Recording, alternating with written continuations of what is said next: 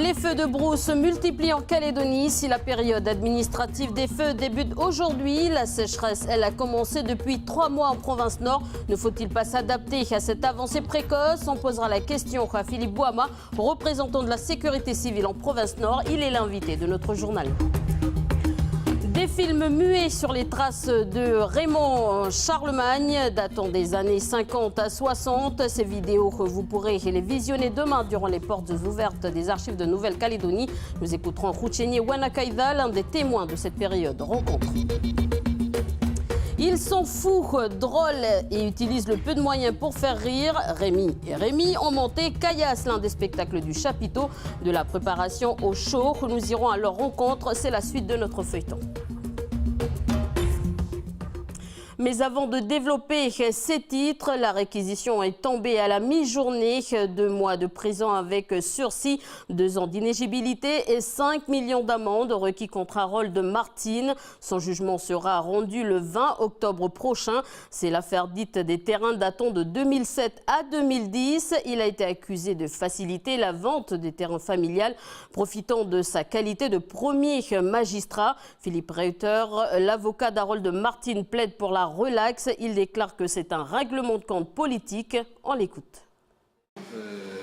Vu la façon dont les choses se sont faites, vous avez vu que tout part pratiquement d'un article du Chien Bleu. Et quand vous lisez cet article, vous voyez qu'il est éminemment technique et juridique. Donc il y a quelqu'un qui a apporté un dossier. On vise des éléments extrêmement précis dans cet article. À la fin, il y a même une adresse à la procureure de la République. On lui dit quoi faire, quoi condamner, quoi juger. Enfin, c'est assez hallucinant. Nous avons pu développer tous les arguments que nous souhaitions faire entendre à la juridiction, puisqu'il était essentiellement reproché à M. Harold Martin d'avoir participé à des commissions, alors que la première, cette commission n'avait strictement aucun pouvoir, et pour ce qui concerne la seconde, à ce moment-là, il n'avait strictement plus aucun intérêt sur le terrain que sa famille vendait.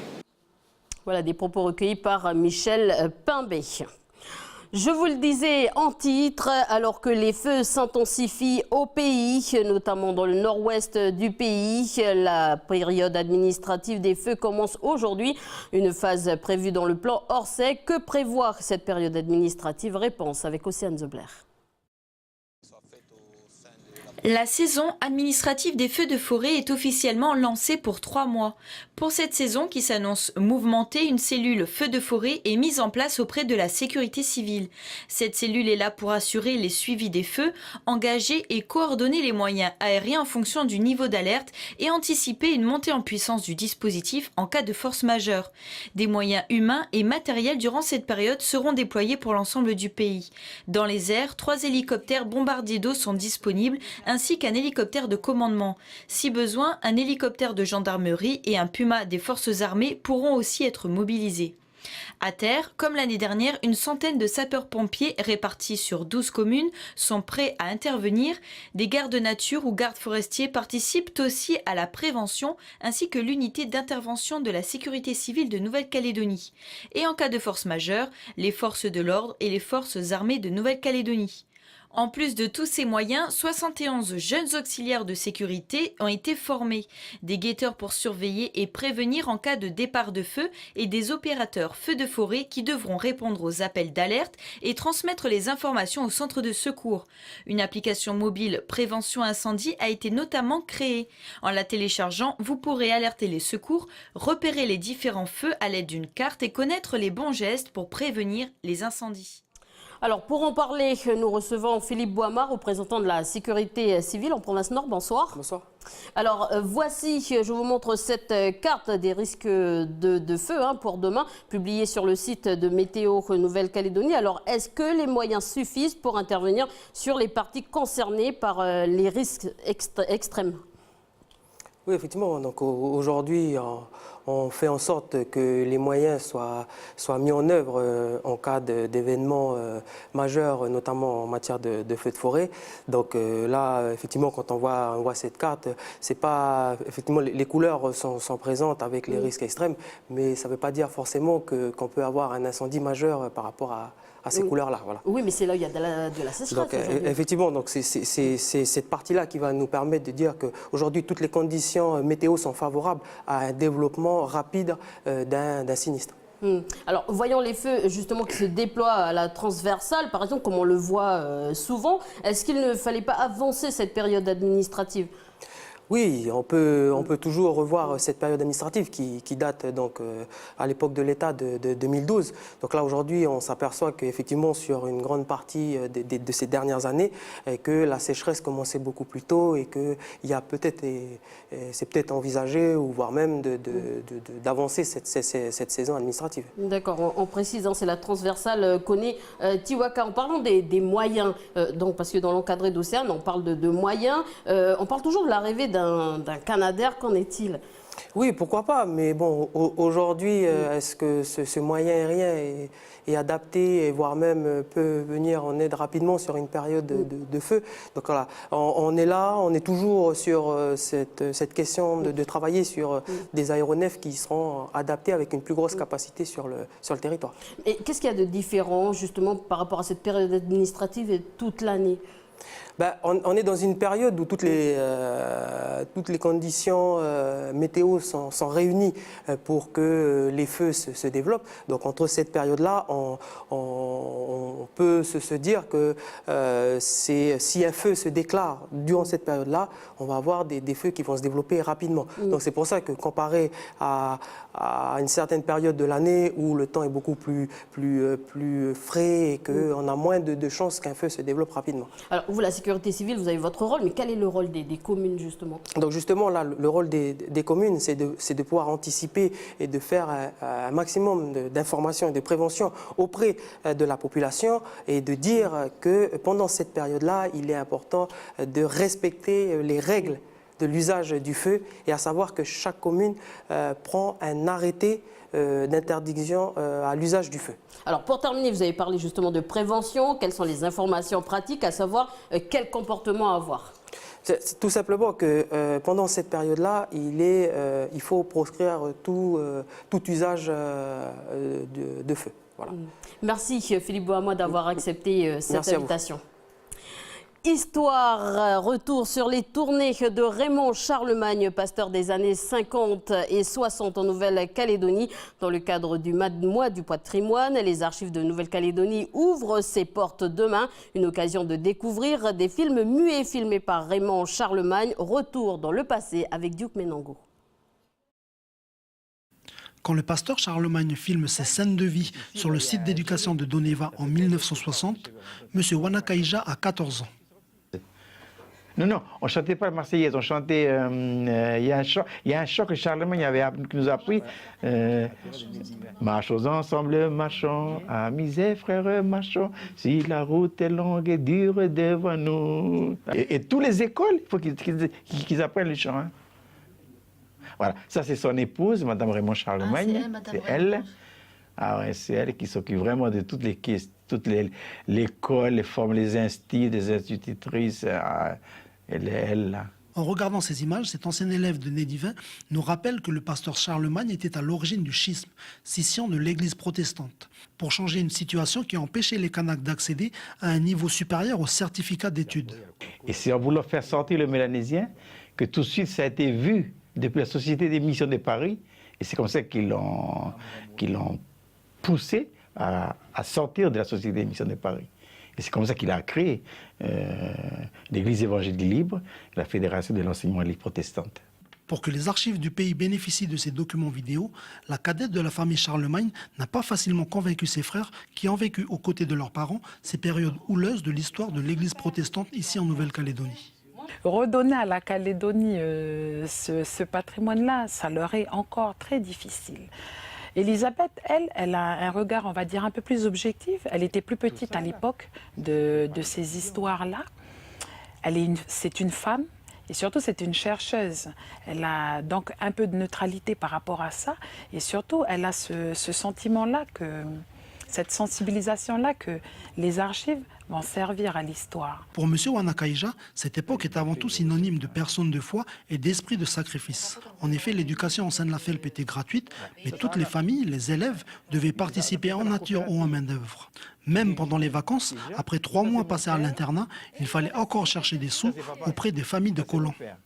Alors nous, on allait chez De Villers pendant les vacances pour travailler, pour faire des barrières, donner à manger aux cochons. Et je me rappelle avant que les plus grands, ils touchaient 100 francs par semaine, et les plus petits comme moi, on touchait 50 francs par semaine. Et avec ça, on est heureux. Voilà, moi qui ai vécu plus de 10 ans à Nédivin, je salue la population de Nédivin de Wailou. La fête du Mouata continue de valoriser les traditions de sa région. Hier et mercredi, nous avons suivi le pomme d'anguille et la pêche au kéouk. Aujourd'hui, on va découvrir la fabrication de maquettes des cases traditionnelles. Reportage de Natacha Ougui. Là, je commençais une case. Et puis je suis en train de mettre le support en bas, les poteaux, pour pouvoir mettre le bambou après autour, pour fixer la peau de niaouli. C'est naturel, quoi, la plupart du matériel. Je trouve dans la nature. Et puis après, il y a quelques, comme les fils galva pour attacher et tout. Je le prends un peu à la quincaillerie avec la colle. Et puis tout ce qui est vernis et puis voilà, vernis. Sinon, j'ai tout ce qu'il faut sur place, quoi.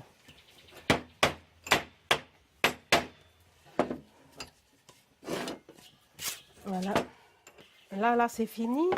Après, je vais faire en sorte que ce soit à la même hauteur, comme une vraie case, quoi. Et puis après, je vais mettre des bambous pour pouvoir fixer par-dessus la peau de niaouli. Voilà, là, c'est une plus petite. J'ai fixé le deuxième tour avec le bambou. Là, je vais mettre la peau de niaouli.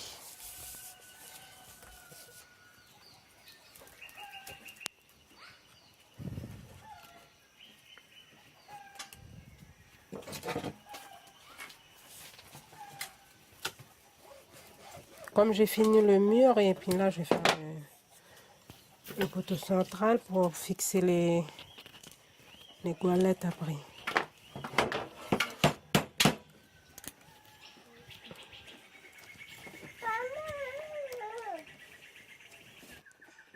Voilà, dès que j'ai posé les goualettes, ça donne ça, et puis après je fixe des cercles en bambou pour pouvoir mettre la paille dessus. Je fais un montant jusqu'au sommet là. Voilà. Après, je vais fixer la paille sur les cercles en bambou et puis voilà, je fais jusqu'au montant jusqu'au sommet. Et puis c'est pratiquement la fin.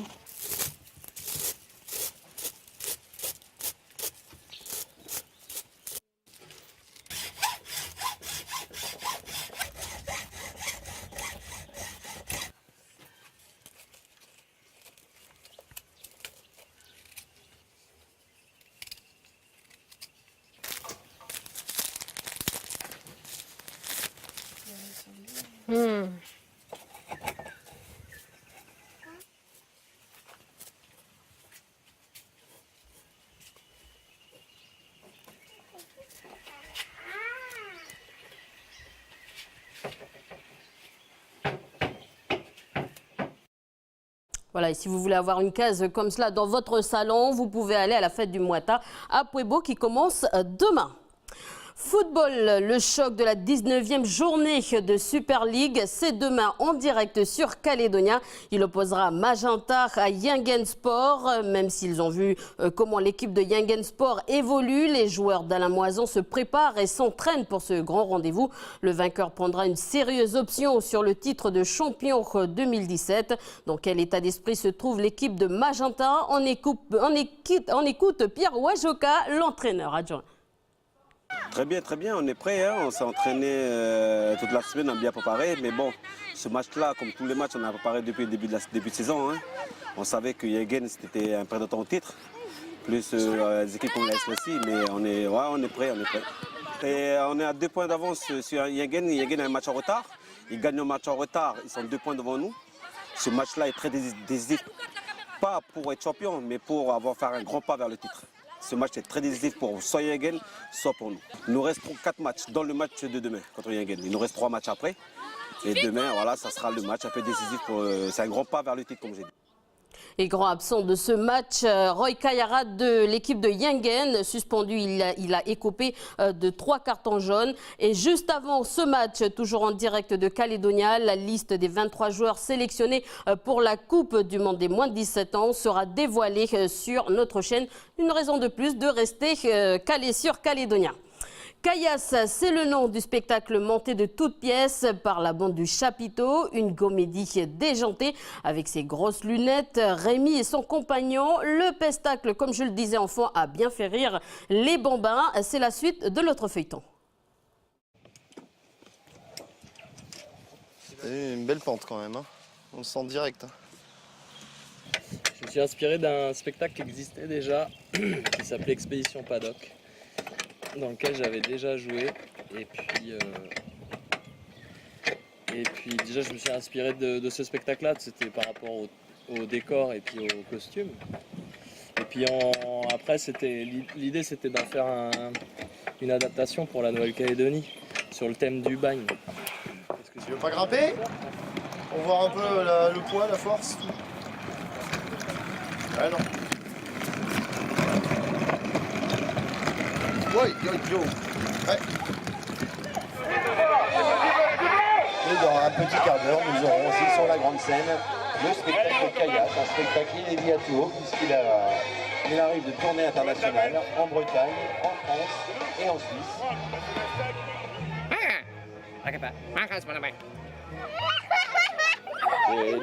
Chez nous les grands placés, si nous marchons c'est pour la paix, l'amour et l'égalité, et c'est pas gagné. Si tous les hommes mettaient du sien, si tous les gens donnaient la main, on pourrait enfin rêver, et ça c'est pas fait non plus.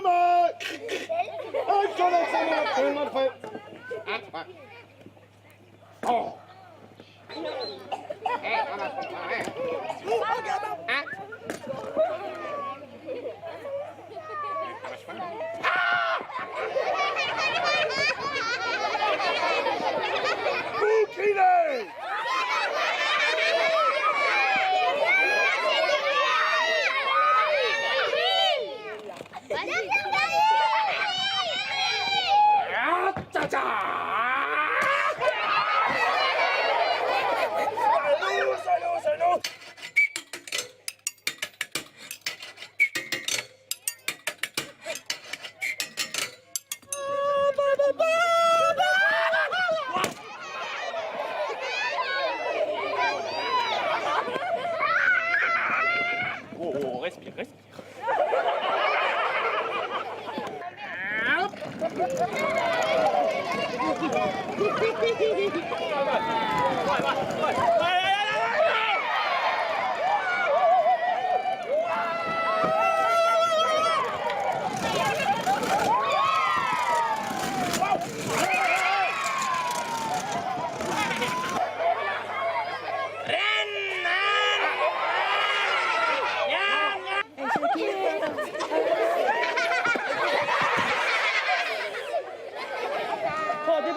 Camera. Pardon.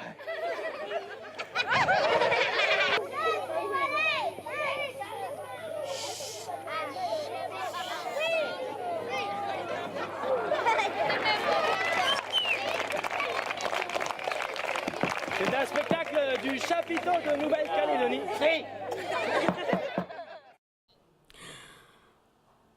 C'est la fin de ce journal. Merci de m'avoir suivi. C'est la fin de ce journal. Merci de m'avoir suivi. Bonne soirée et bon week-end à tous.